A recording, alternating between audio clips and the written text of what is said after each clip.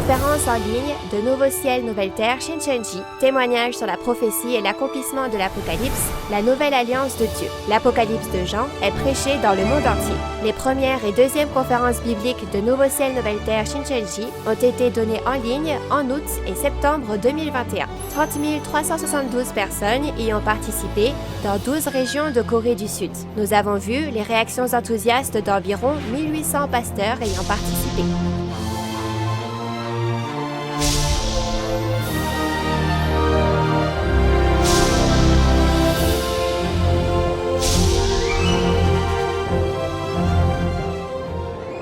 Et enfin, la parole de l'Apocalypse de Jean est ouverte pour la première fois en 2000 ans. Le président et les 12 chefs de tribu de Nouveau Ciel, Nouvelle Terre Shincheonji vous dévoilent le secret du royaume des cieux de la Nouvelle Alliance, l'Apocalypse de Jean. Tous les lundis et jeudis, du 18 octobre au 27 décembre, les conférences en ligne de Nouveau Ciel, Nouvelle Terre Shincheonji sont diffusées en direct dans le monde entier. Nous vous invitons à suivre le témoignage sur la prophétie et l'accomplissement de l'Apocalypse, la Nouvelle Alliance de Dieu. Bienvenue à tous les pasteurs, séminaristes et fidèles du monde entier qui assistent à la conférence en ligne de Nouveau Ciel, Nouvelle Terre Shincheonji, témoignage sur la prophétie et l'accomplissement de l'Apocalypse, la Nouvelle Alliance de Dieu. Je suis Pom Jun Pak et je serai votre présentateur aujourd'hui. Tout d'abord, je tiens à remercier tous ceux qui sont venus à la conférence en ligne de Nouveau Ciel, Nouvelle Terre Shincheonji. J'espère que vous passerez un temps précieux, de grande grâce et de réalisation, en recevant aujourd'hui le témoignage des prophéties de l'Apocalypse et de leur accomplissement à travers les paroles qui vont suivre. Nous allons d'abord prier, puis nous commencerons la conférence d'aujourd'hui. Dieu le Père qui est saint, plein d'amour et de grâce, nous vous remercions d'avoir rassemblé nos cœurs et de nous avoir guidés aujourd'hui afin que nous puissions glorifier le Père dans la précieuse vérité avec la conférence en ligne intitulée « Témoignage sur la prophétie et l'accomplissement de la nouvelle alliance de Dieu » accordée par le ciel. Aujourd'hui, alors que toutes les prophéties de Jésus qu'il a promises il y a environ 2000 ans se sont accomplies, en ce temps, remplissez-nous de la sagesse du ciel à travers la parole de témoignage sur la prophétie et l'accomplissement de l'Apocalypse qui est prêchée à tous les membres de la famille de la foi qui espèrent aller au royaume des cieux, et accordez-nous les yeux pour voir, les oreilles pour entendre et le cœur pour réaliser. Pour nous tous, qui espérons le royaume des cieux et la vie éternelle, qui s'accompliront selon l'alliance de Dieu et de Jésus et leurs paroles, veuillez faire de ce temps un moment précieux pour réaliser à nouveau le dessein de Dieu et notre espoir à nous, croyants. En particulier, donnez en abondance la sagesse, la puissance et les paroles de force du ciel au chef de la tribu qui témoignera de la parole aujourd'hui. Et s'il vous plaît, faites-en un temps précieux pour rendre gloire à notre Père dans le ciel. Nous remettons ce temps entre les mains du Père du début à la fin et nous prions au nom de Jésus qui est saint et qui nous a fait passer de la mort à la vie. Amen. Nous tenons à vous informer que cette conférence en ligne se déroule dans le strict respect des règles de sécurité sanitaire et de distanciation sociale. Il est maintenant temps d'écouter la parole de vie. Aujourd'hui, nous allons écouter les paroles d'Apocalypse 16. Nous allons accueillir Won-guk Kim, le chef de la tribu de Philippe, qui délivrera la parole.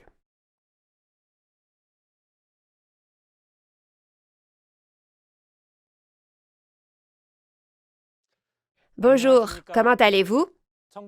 Bienvenue à toutes les personnes pratiquant une religion dans le monde entier qui aspirent au royaume des cieux et à la vie éternelle, aux pasteurs chrétiens et aux membres de la famille de la foi. Au nom de Jésus, je prie pour que tous ceux qui sont avec nous ici soient remplis de la grâce et de l'amour de Dieu. Je suis Won-guk Kim, le chef de la tribu de Philippe de Nouveau Ciel, Nouvelle Terre Shincheonji, établi au nom de Philippe, un disciple de Jésus. Tout d'abord, je voudrais vous remercier grandement d'avoir pris du temps, malgré votre emploi du temps chargé, et d'avoir assisté à la conférence en ligne sur la parole de Nouveau Ciel, Nouvelle Terre Shincheonji. J'espère vraiment que vous obtiendrez une réalisation précieuse grâce aux paroles de promesse de la Bible et que nous marcherons tous ensemble sur le chemin qui mène au royaume des cieux. Maintenant, permettez-moi de témoigner clairement de ce que Jésus a prophétisé en parabole dans la Bible et de la réalité qui s'est accomplie selon la prophétie quand le temps est venu.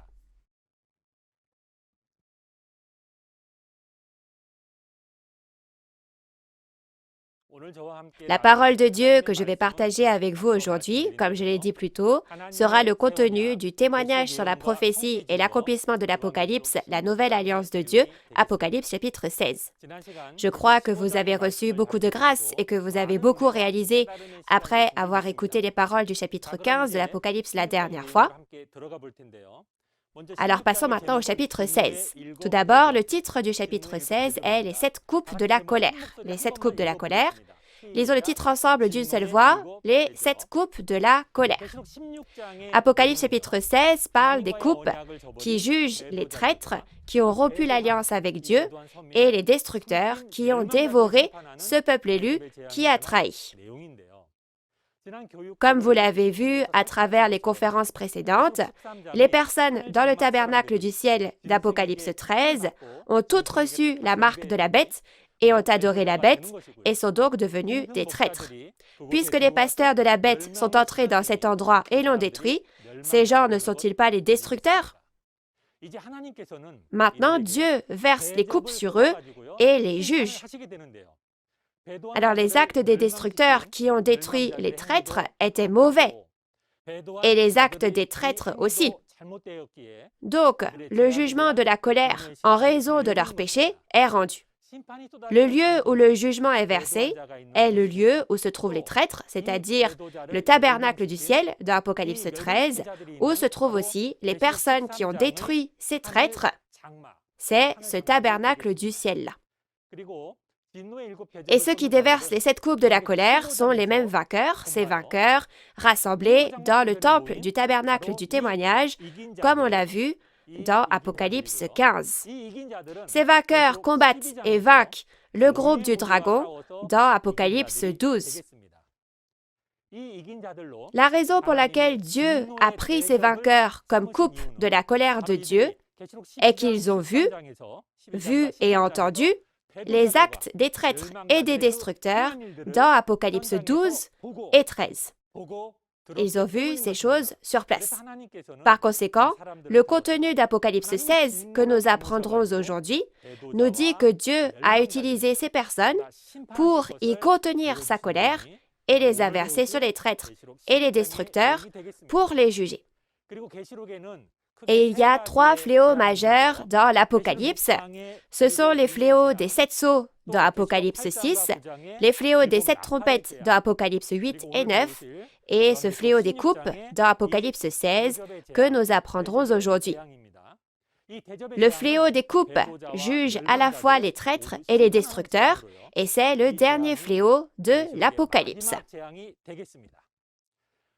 Alors, comment Dieu jugera-t-il ces traîtres et ces destructeurs? Il ne va pas faire n'importe comment, n'est-ce pas? Le jugement d'Apocalypse 16 peut être vu comme le fait de repayer les destructeurs de la même façon qu'ils ont détruit les traîtres dans Apocalypse 6, 8 et 9. Si on regarde la parole d'Apocalypse 13, verset 10, il est dit que si quelqu'un mène en captivité, il ira en captivité. Si quelqu'un tue par l'épée, il faut qu'il soit tué par l'épée. Et si on regarde les paroles d'Apocalypse 18, verset 6, il est dit qu'on lui donnera comme elle a donné, lui rendra au double selon ses œuvres, et qu'on lui versera au double dans la coupe où elle a versé.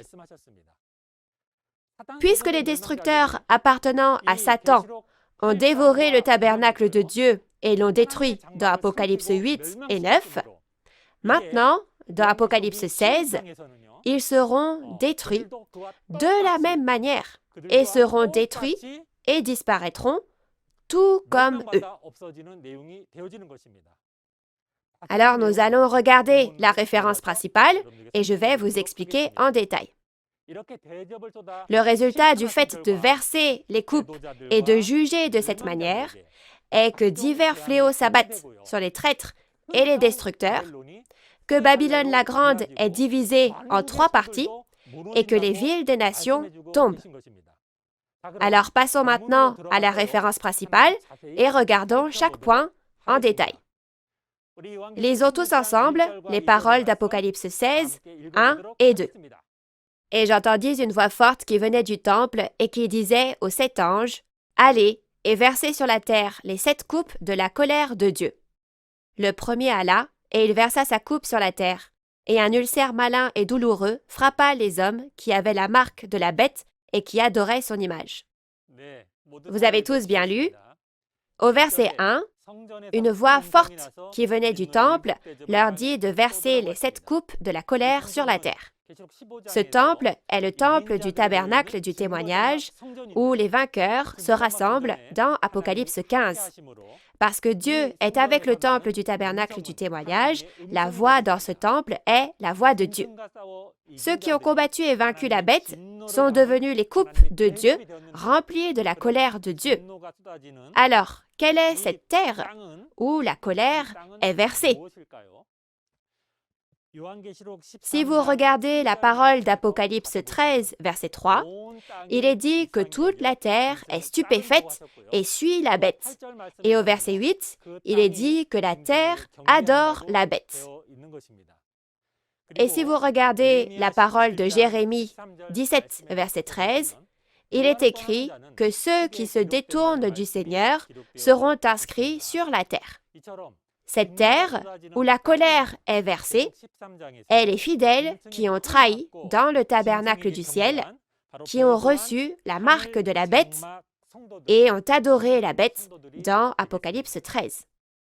Le verset 2 dit que lorsque les coupes sont versées sur la terre, un ulcère malin et douloureux frappe les hommes qui avaient la marque de la bête et qui adoraient son image, c'est-à-dire les traîtres.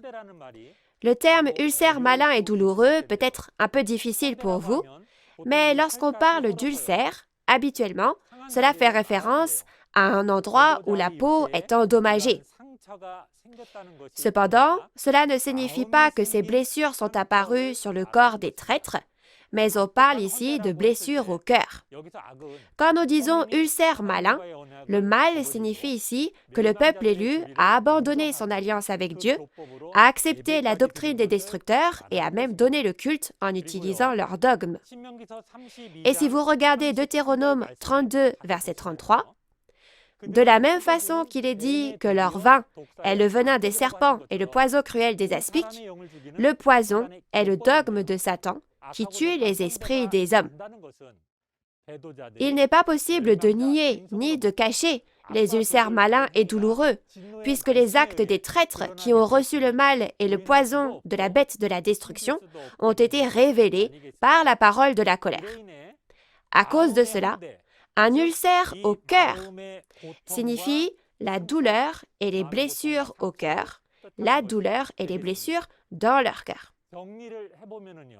Pour récapituler, le point clé du fléau de la première coupe est qu'ils ont déversé la parole de la colère de Dieu, la parole de la colère de Dieu, sur la terre, et ainsi le fait que le peuple élu du tabernacle a, comme Adam, abandonné Dieu, a servi les faux pasteurs, et a accepté la fausse doctrine du serpent, soit leurs actions de trahison, a été révélée au grand jour. Maintenant, lisons ensemble les paroles d'Apocalypse 16, verset 3. Le second versa sa coupe dans la mer, et elle devint du sang, comme celui d'un mort, et tout être vivant mourut, tout ce qui était dans la mer. Au verset 3, la deuxième coupe a été versée dans la mer. La mer en parabole dans la Bible, si vous regardez dans la parole de Daniel 7, versets 2 et 3 et versets 15 à 17 de l'Ancien Testament, une bête sort de cette mer. Et il est dit que c'est le roi qui vient du monde. La mer est le monde, et en particulier, c'est le monde gouverné par Satan. De plus, cela fait référence à la bête, à 7 têtes et 10 cornes qui est sortie de la mer dans Apocalypse 13, les destructeurs. Ça parle de ces destructeurs. Et les créatures vivantes dans la mer se réfère à tous les membres d'Église du monde, y compris les fidèles du tabernacle appartenant à la bête. Parce que l'eau de mer est comme la vie pour les créatures vivantes dans la mer. Donc l'eau de mer dans ce texte fait référence à la doctrine des faux pasteurs que les membres d'Église du monde prennent pour de l'eau potable spirituelle. Cependant, il est dit que lorsque la coupe de la colère est déversée sur la mer devient comme le sang d'un mort. Cela signifie que lorsque les faux pasteurs sont jugés par la parole de Dieu, les doctrines de Satan qu'ils prophétisent sont révélées comme étant de la fausse vérité sans vie comme le sang des morts. Par conséquent, le point clé du fléau de la deuxième coupe est que la doctrine des faux pasteurs, les destructeurs, est révélée comme étant la fausse vérité sans vie et que les fidèles qui écoutaient la prédication du destructeur n'écouteront plus la fausse doctrine qui a été exposée comme étant la fausse vérité. Ensuite, nous allons lire ensemble les versets 4 à 7 de la référence principale. Le troisième versa sa coupe dans les fleuves et dans les sources d'eau, et ils devinrent du sang. Et j'entendis l'ange des eaux qui disait, « Tu es juste, toi qui es et qui étais, tu es saint, parce que tu as exercé ce jugement. Car ils ont versé le sang des saints et des prophètes, et tu leur as donné du sang à boire, ils en sont dignes. Et j'entendis l'autel qui disait, « Oui, Seigneur Dieu Tout-Puissant, tes jugements sont véritables et justes. »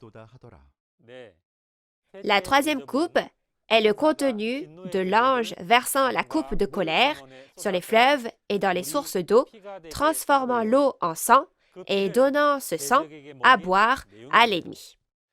Tout comme l'eau nous donne la vie, dans la Bible, Dieu compare la parole qui nous donne la vie éternelle à de l'eau. La source, soit la source d'eau, est comme le pasteur qui témoigne de la parole, et le fleuve qui coule de la source représente les évangélistes qui prêchent la parole.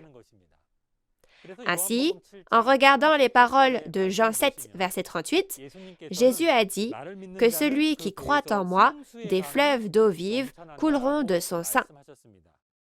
Également, dans Apocalypse 8, des sources d'eau et des fleuves ont été jugés au son de la troisième trompette.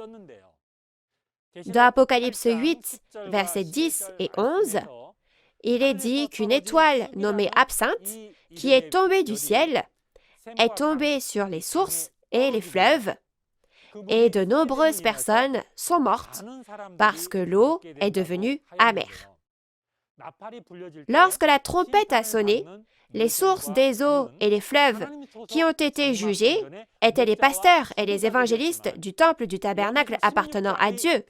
Mais les fleuves et les sources d'eau où sont versées les coupes dans Apocalypse 16 sont d'appartenances différentes. Cette fois, il s'agit des évangélistes et des pasteurs appartenant à Satan qui sont jugés.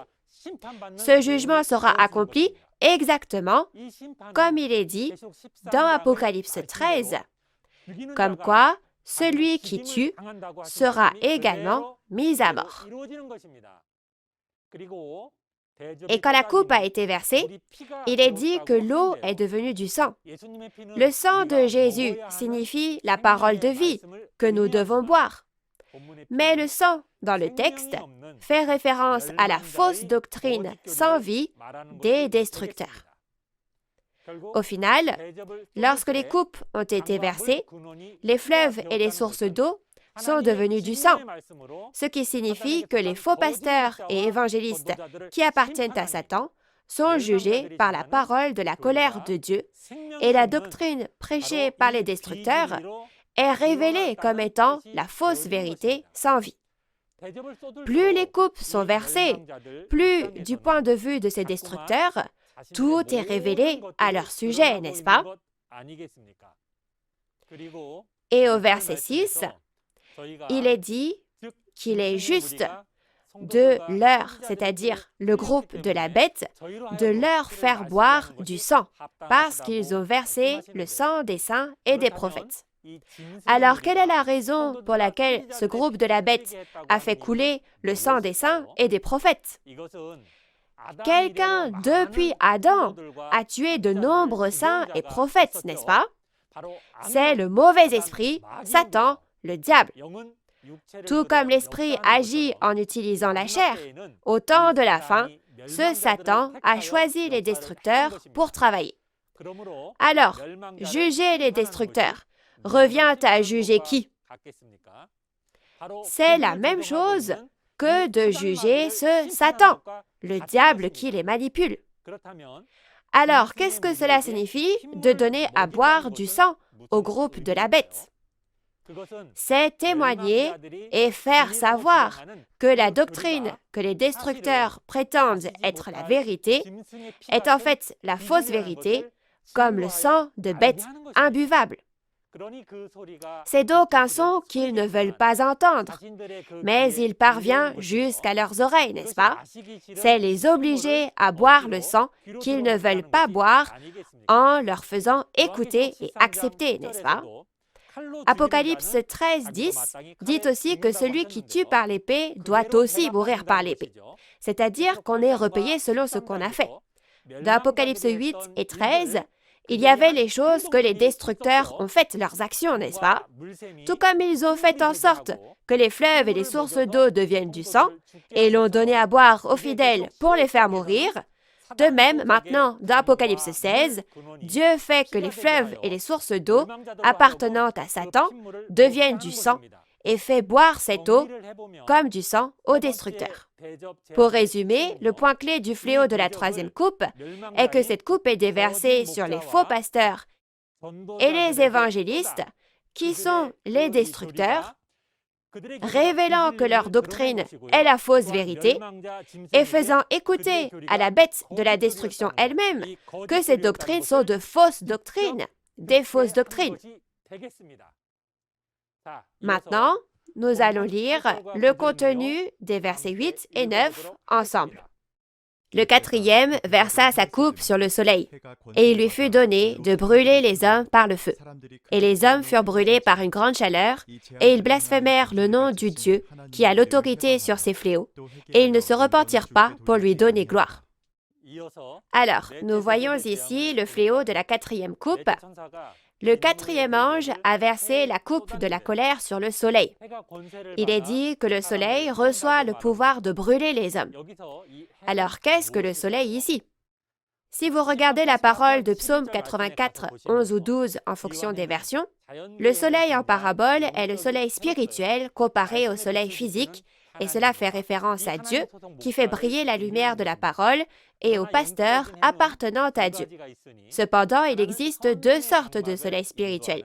L'un fait référence à Dieu qui conduit le tabernacle du peuple élu et à son pasteur, et l'autre fait référence à Satan qui contrôle le tabernacle des païens et à son pasteur. Dans la référence principale, le soleil qui reçoit la colère de Dieu fait référence au faux pasteur de Satan, n'est-ce pas?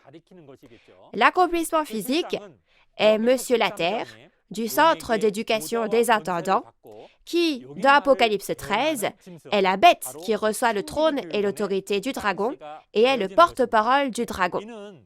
Alors, c'est un pseudonyme ici. Un pseudonyme, pas son vrai nom. Il est dit que la coupe de la colère est versée sur le soleil et que le soleil a le pouvoir de brûler les hommes par le feu. Le feu se réfère ici à la colère du faux pasteur et aux paroles de colère qu'il déverse. La bête tourmente encore plus les fidèles captifs dans le temple du tabernacle avec ses paroles de colère au lieu de se repentir lorsque la colère de Dieu est versée. Si vous regardez cela spirituellement, il y a longtemps, à l'époque de Moïse, les 10 fléaux de Dieu ont été déversés sur Pharaon, le roi d'Égypte, au temps de l'Exode. Plus il recevait de fléaux, plus son cœur s'endurcissait, et il a fait souffrir encore plus les Israélites. Vous pouvez penser à cela. Si vous regardez dans Apocalypse 17 et 18, il y a aussi des captifs. Dans Apocalypse 16, il s'agit d'oppresser encore plus les captifs. Ainsi, le point clé du fléau de cette quatrième coupe est que cette coupe est versée sur le pasteur, qui est le destructeur. Le destructeur. Et en entendant la parole, loin de se repentir, au contraire, il tourmente encore plus les fidèles du tabernacle qui ont trahi. Ensuite, nous allons lire ensemble le contenu des versets 10 et 11 de notre référence principale. Le cinquième versa sa coupe sur le trône de la bête. Et son royaume fut couvert de ténèbres, et les hommes se mordaient la langue de douleur, et ils blasphémèrent le Dieu du ciel à cause de leurs douleurs et de leurs ulcères, et ils ne se repentirent pas de leurs œuvres. Où sont le trône et le royaume de la bête qui se font juger dans la référence principale? Si vous regardez la parole d'Apocalypse 13, verset 2, il est dit que le dragon, c'est-à-dire Satan, a donné son trône à la bête avec 7 têtes et 10 cornes. Le trône de la bête sur lequel la coupe est versée est le faux pasteur sur lequel le mauvais esprit est venu, et l'organisation de Satan qu'ils forment en s'unissant tous ensemble. Leur réalité est le centre d'éducation des intendants. Leur royaume s'appelait Babylone, le royaume des démons, dans Apocalypse 17 et 18.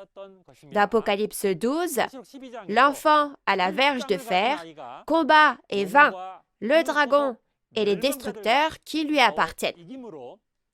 Ainsi, à partir de ce moment, Dieu jugera le royaume du dragon et de la bête avec les vainqueurs. Que signifie le fait que lorsque la coupe de la colère est versée, le royaume et le trône de la bête sont couverts de ténèbres et obscurcis? Si vous regardez dans Jean 1, versets 1 à 4, la lumière est la parole de Dieu. Donc, les ténèbres seront à l'opposé, n'est-ce pas? Juger les destructeurs avec la parole de la colère de Dieu signifie que les doctrines des destructeurs sont révélées être la fausse vérité, de sorte qu'ils ne peuvent plus prétendre que c'est la vérité. Dans le passé, le peuple élu du royaume de Dieu a été envahi par les destructeurs, et ils n'ont plus pu dire la vérité et se sont obscurcis. Mais maintenant, c'est l'organisation des destructeurs qui est jugée par Dieu et s'obscurcit. Après avoir versé le fléau de cette cinquième coupe, les fidèles du tabernacle qui appartiennent aux destructeurs se mordent la langue et blasphèment Dieu à cause de leurs douleurs et de leurs ulcères. Ici, leurs douleurs et leurs ulcères signifient qu'ils apprennent qu'ils ont reçu les fausses doctrines des destructeurs, et comme leur faute a été exposée au monde, c'est la blessure et l'inquiétude dans leur cœur qui en résultent. Malgré cela, comme au temps de Noé et de Lot, ils ne se repentent pas de leurs erreurs, et au contraire, ils blasphèment Dieu, n'est-ce pas? Bien que dans les chapitres 2 et 3 d'Apocalypse, on ait également envoyé des lettres, les fidèles dans le tabernacle ne se sont pas repentis. Même après avoir sonné de la trompette dans les chapitres 8 et 9, ils ne se sont pas repentis jusqu'à la fin. Et même dans Apocalypse 16, ils ne se sont toujours pas repentis. Le point clé de ce fléau de la cinquième coupe est qu'en jugeant les destructeurs avec la parole de la colère de Dieu, la doctrine des destructeurs s'est avérée être la fausse vérité, ce qui signifie qu'elle ne peut plus être revendiquée comme la vérité. Et les fidèles du tabernacle qui ont trahi, qui sont devenus un avec les destructeurs, ne se sont pas repentis, même si leurs fautes ont été exposées de cette manière. Ensuite, lisons le contenu des versets 12 à 16 de la référence principale. Le sixième versa sa coupe sur le grand fleuve, l'Euphrate, et son eau tarit, afin que le chemin des rois venant de l'Orient fût préparé. Et je vis sortir de la bouche du dragon, et de la bouche de la bête, et de la bouche du faux prophète, 3 esprits impurs, semblables à des grenouilles. Car ce sont des esprits de démons qui font des prodiges et qui vont vers les rois de toute la terre afin de les rassembler pour le combat du grand jour du Dieu Tout-Puissant. Voici, je viens comme un voleur. Heureux celui qui veille et qui garde ses vêtements, afin qu'il ne marche pas nu et qu'on ne voie pas sa honte. Ils les rassemblèrent dans le lieu appelé en hébreu Armageddon. L'Euphrate, dans la référence principale, est un lieu en parabole qui fait référence à la région où le quatrième fleuve coulait du Jardin d'Éden en Orient à l'époque d'Adam, dans Genèse chapitre 2, verset 14.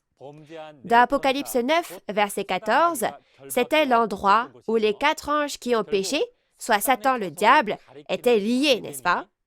Résultat, c'est un mot faisant référence au repère de Satan, et l'Euphrate est précisément ce quartier général des activités des destructeurs, et son accomplissement physique est le centre d'éducation des intendants.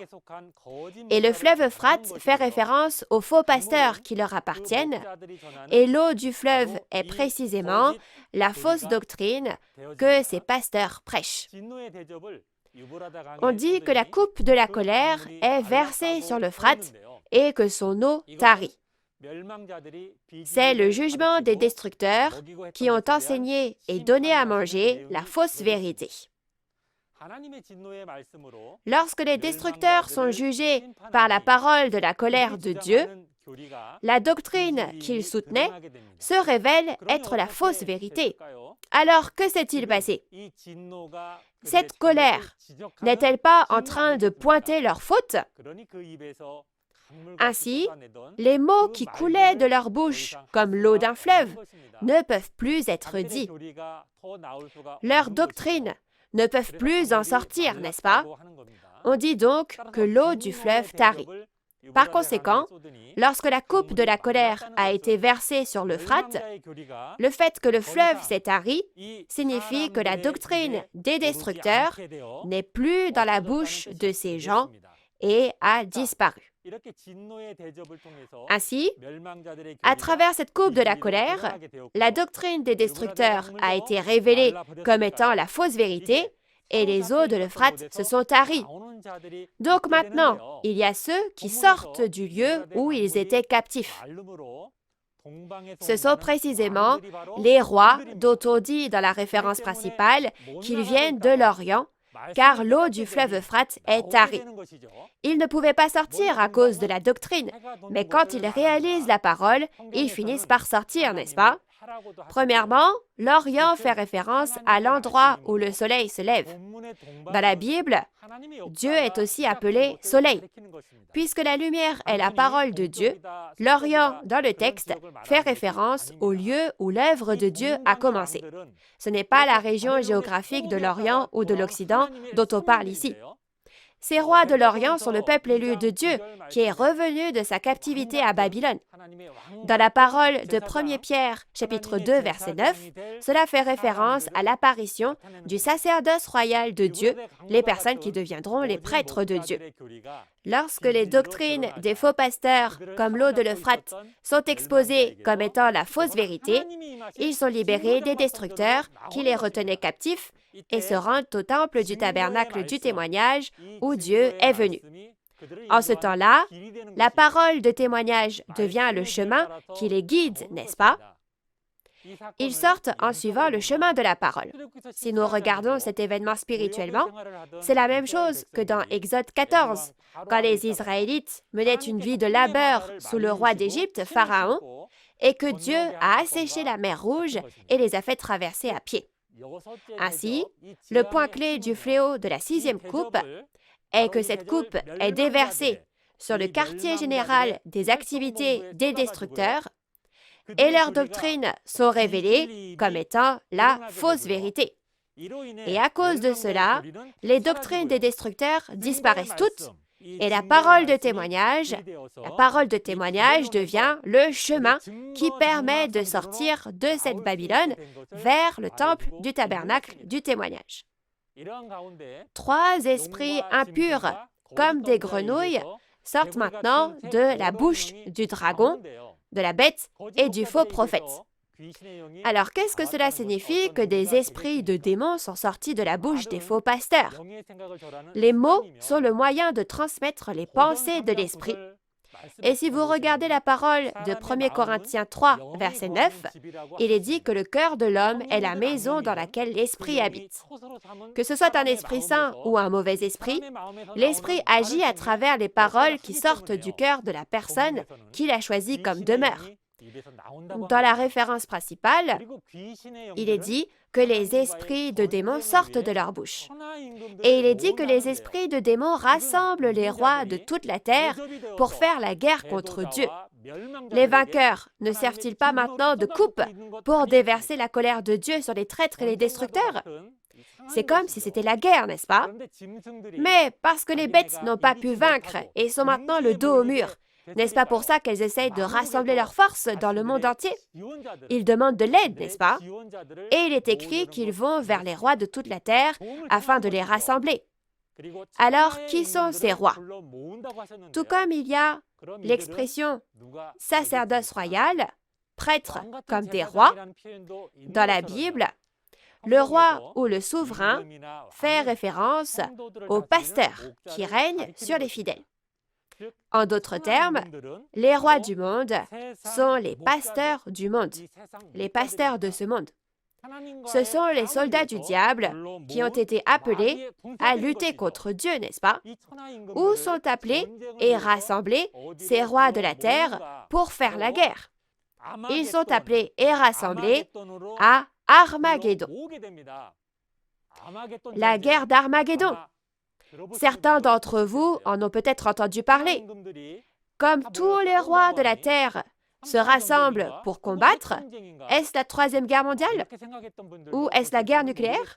Peut-être que certains d'entre vous pensaient ainsi. En fait, la région appelée Armageddon était un champ de bataille où Israël et les païens se sont battus dans les temps anciens. C'est un endroit où les guerres étaient très fréquentes à l'époque de l'Ancien Testament, et au verset 16, le nom du lieu physique d'Armageddon est utilisé en parabole. Il n'y a pas vraiment de guerre là-bas. Armageddon, où Israël a mené de nombreuses guerres, est utilisé en parabole pour désigner le champ de bataille spirituel où les rois de la terre se rassemblent et se battent. On parle d'un champ de bataille spirituel. Comme il y a une guerre qui a lieu là où les coupes sont versées, le tabernacle du ciel d'Apocalypse 13 peut être appelé le champ de bataille spirituel, soit Armageddon, n'est-ce pas? Les bêtes essayent de rassembler leurs soldats sur ce champ de bataille. Elles leur demandent de les aider dans cette guerre. Vous comprenez? Et de plus, partout où cette Babylone, les rois de toute la terre de Babylone et les personnes de devoir du temple du tabernacle du témoignage combattent, cela peut être appelé Armageddon. En conclusion, Armageddon dans Apocalypse 16 est un Armageddon spirituel. Et c'est un champ de bataille spirituel où combattent les rois de toute la terre, de la Babylone spirituelle, et les personnes de devoir du temple du tabernacle du témoignage. Ensuite, lisons ensemble l'Apocalypse 16, verset 17, jusqu'au dernier verset. Le septième versa sa coupe dans l'air, et il sortit du temple, du trône, une voix forte qui disait « C'en est fait ». Et il y eut des éclairs, des voix, des tonnerres et un grand tremblement de terre, tel qu'il n'y avait jamais eu, depuis que l'homme est sur la terre, un aussi grand tremblement. Et la grande ville fut divisée en 3 parties, et les villes des nations tombèrent, et Dieu se souvint de Babylone la grande pour lui donner la coupe du vin de son ardente colère. Et toutes les îles s'enfuirent, et les montagnes ne furent pas retrouvées. Et une grosse grêle, dont les grêlons pesaient 1 talent, tomba du ciel sur les hommes, et les hommes blasphémèrent Dieu à cause du fléau de la grêle, parce que ce fléau était très grand. Maintenant, la 7e et dernière coupe a été versée dans l'air. Verser dans l'air signifie diffuser la vérité concernant les traîtres et les destructeurs à travers les rumeurs, soit les médias.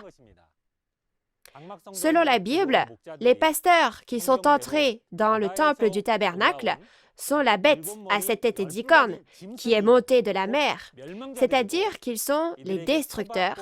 Et le fait que les fidèles du tabernacle à qui ils ont donné la marque et qui les ont adorés sont les traîtres qui ont été détruits selon la Bible, est diffusée dans de nombreux endroits. Non seulement ça, mais aussi leurs actes illégaux, comme le fait d'établir les évangélistes du Temple du Tabernacle en tant que pasteurs presbytériens avec une simple ordination, se sont répandus dans tout le pays à travers les livres et les médias, n'est-ce pas? Le son de ce témoignage passe de bouche à oreille et se diffuse largement. Et les répercussions ont été bien plus grandes que pour n'importe quelle autre coupe versée. Après que les rumeurs de trahison et de destruction se sont propagées, Dieu qui est venu au temple du tabernacle du témoignage dit « c'en est fait ». Et à ce moment, les éclairs se réfèrent au mouvement rapide des esprits et les voix et les tonnerres se réfèrent aux paroles de jugement et de la colère de Dieu. De plus, le grand tremblement de terre signifie que les cœurs des fidèles, qui appartiennent à la bête de la destruction et qui sont tombés dans un sommeil spirituel, sont ébranlés. Ils croyaient que la dénomination à laquelle ils appartenaient était l'orthodoxie sûre, où il y avait le salut. Mais quand ils ont découvert que c'était l'endroit où Satan travaillait, ils n'ont pu qu'être troublés, ébranlés dans leur cœur, n'est-ce pas? Par conséquent, le point clé du fléau de la 7e coupe est que le fait de verser la coupe dans l'air sont les rumeurs, c'est-à-dire les reportages dans les médias, et lorsque les actions des traîtres et des destructeurs, en d'autres termes, lorsque les événements qui se sont produits dans le premier tabernacle qui a trahi ont été annoncés à toute la Corée du Sud, alors toutes les églises ont appris à propos de ces faits. Lors de la 7e coupe, la grande ville de Babylone est divisée en 3 parties. La grande ville de Babylone, dans la référence principale, est la demeure des démons, le trône de Satan. Et le fait qu'elle soit divisée en 3 parties signifie qu'elle est divisée en temple du tabernacle, Babylone, le royaume de la bête, et temple du tabernacle du témoignage. Elle est divisée en la demeure des traîtres, des destructeurs et du sauveur. Les mauvais se rassemblent entre mauvais et les bons se rassemblent entre bons. Et les villes des nations, les îles et les montagnes qui s'effondrent avec le jugement de la ville de Babylone font référence aux nombreuses églises de ce monde, et l'accomplissement physique, cela fait référence aux branches du centre d'éducation des intendants à travers toute la Corée du Sud. Le fait que les îles et les montagnes ne furent pas retrouvées signifie que la ville de Babylone, qui a reçu la colère de Dieu, disparaît sans laisser de traces. Il reste encore un autre châtiment dans le jugement de la 7e coupe, et c'est la grosse grêle qui pèse 1 talent. C'est ce fléau de la grosse grêle. Au temps de Moïse, la grêle est vraiment tombée du ciel. Mais la grêle lors de l'accomplissement de l'Apocalypse n'est pas une grêle réelle, mais une grêle spirituelle, c'est-à-dire la parole de colère et le pasteur qui a reçu la parole de colère, soit le pasteur qui est le porte-parole. On parle ici du pasteur qui est le porte-parole. L'accomplissement physique en est le nouveau Jean qui a reçu cette parole de l'Apocalypse et la prêche en tant que porte-parole aujourd'hui. Nouveau Jean est le pseudonyme du pasteur promis qui est exprimé en parabole par l'apôtre Jean au temps de l'accomplissement de l'Apocalypse. La grêle dans la référence principale est la même que la grêle mêlée de sang dans Apocalypse 8, verset 7, ou la grêle dans le temple de Dieu dans le dernier verset d'Apocalypse 11. La parole qui dit que cette grêle qui pèse 1 talent tomba du ciel sur les hommes signifie que tout comme Dieu a donné à Jésus l'autorité de juger au premier avènement, aujourd'hui le pasteur, le vainqueur qui a reçu l'autorité de juger de la part de Jésus, sortira du temple du tabernacle du témoignage et témoignera des mauvaises actions des traîtres et des destructeurs.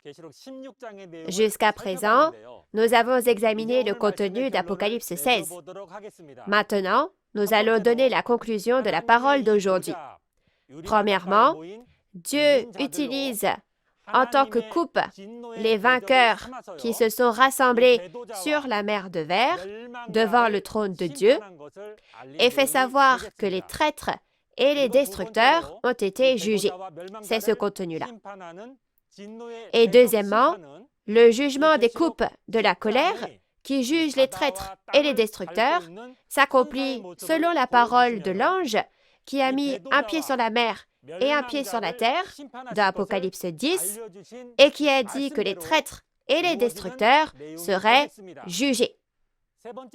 Et troisièmement, c'est un jugement qui repaye au double la bête du groupe du dragon pour ce qu'elle a fait dans les chapitres 8, 9 et 13. Et quatrièmement, le jugement d'Apocalypse 16 est le jugement des destructeurs. Donc, c'est l'accomplissement des paroles appelant à ce que justice soit faite pour le sang des martyrs dans Apocalypse 6. Et le jugement d'Apocalypse 16 est le jugement de la colère qui contient le cœur de Dieu qui a enduré pendant 6000 ans. C'est une parole d'espoir qui nous dit que ce monde que Satan a gouverné et sur lequel il a régné depuis le péché d'Adam prendra fin et l'ère du règne de Dieu commencera. De cette façon, nous conclurons aujourd'hui le contenu du jugement des 7 coupes de la colère dans Apocalypse 16. Et la prochaine fois, dans Apocalypse 17, nous témoignerons du secret de la prostituée et de la bête à 7 têtes et 10 cornes, qui est le destructeur, et de la réalité des faux pasteurs et du vin de l'impudicité, qui est la nourriture de Satan que les faux pasteurs donnent. J'espère que vous assisterez sans faute à la prochaine conférence et que vous vérifierez la réalité et que ce sera un temps où vous ne ferez qu'un avec la parole de vérité. Nombreux pasteurs et membres de la famille de la foi dans le monde entier qui sont avec nous aujourd'hui. Nous regardons les paroles de la Bible sous un même ciel. Bien que nous soyons d'origines et de langues différentes, notre amour pour la parole de Dieu est sincère et nous avons vécu notre foi jusqu'à ce jour pour aller au royaume des cieux et avoir la vie éternelle. La seule façon pour les croyants d'avoir de l'espoir et d'apprendre à connaître Dieu est à travers ces paroles de la Bible que vous tenez entre vos mains.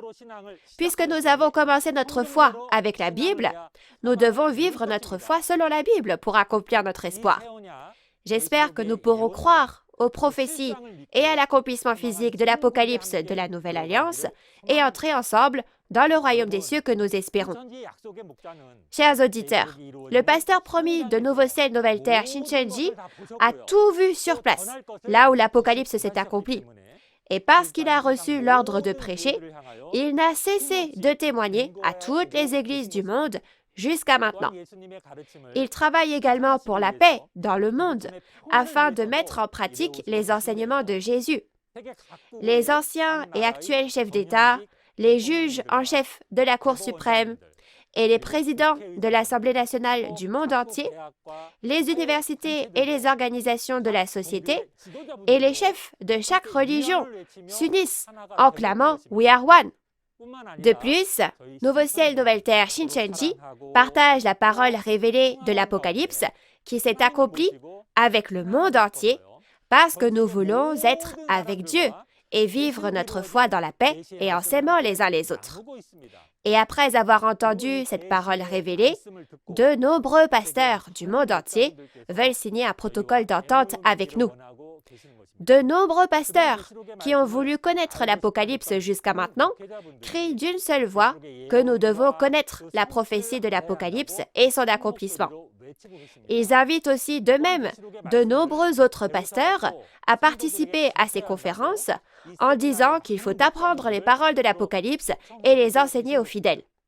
Et ils expriment leur gratitude envers le président de Nouveau Ciel, Nouvelle Terre, Shincheonji et Nouveau Ciel, Nouvelle Terre, Shincheonji pour donner ainsi de l'espoir à travers les paroles de l'Apocalypse en ces temps difficiles.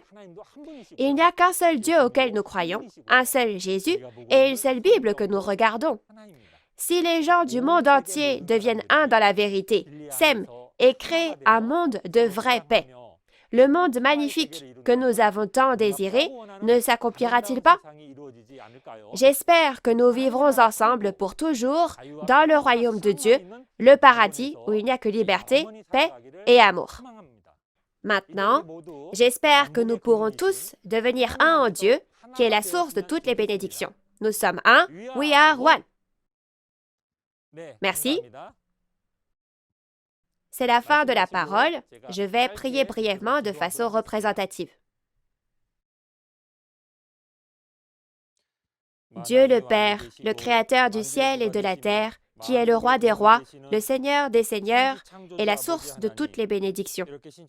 Nous vous remercions sincèrement et vous rendons gloire d'avoir permis à la conférence en ligne sur la parole de Nouveau Ciel, Nouvelle Terre Shincheonji d'avoir lieu partout dans le monde. Que toutes les personnes qui ont faim et soif de justice, s'il vous plaît, viennent à vous en ce temps et accordez-leur une grande réalisation du ciel. En particulier, accordez une force spirituelle spéciale aux pasteurs de chaque pays, afin qu'ils puissent avoir les yeux pour voir, les oreilles pour entendre et le cœur pour réaliser la parole de Dieu à travers la parole qui est témoignée à chaque fois. Tout comme la confession des disciples de Jésus il y a 2000 ans. Seigneur, tu as les paroles de la vie éternelle, à qui irions-nous?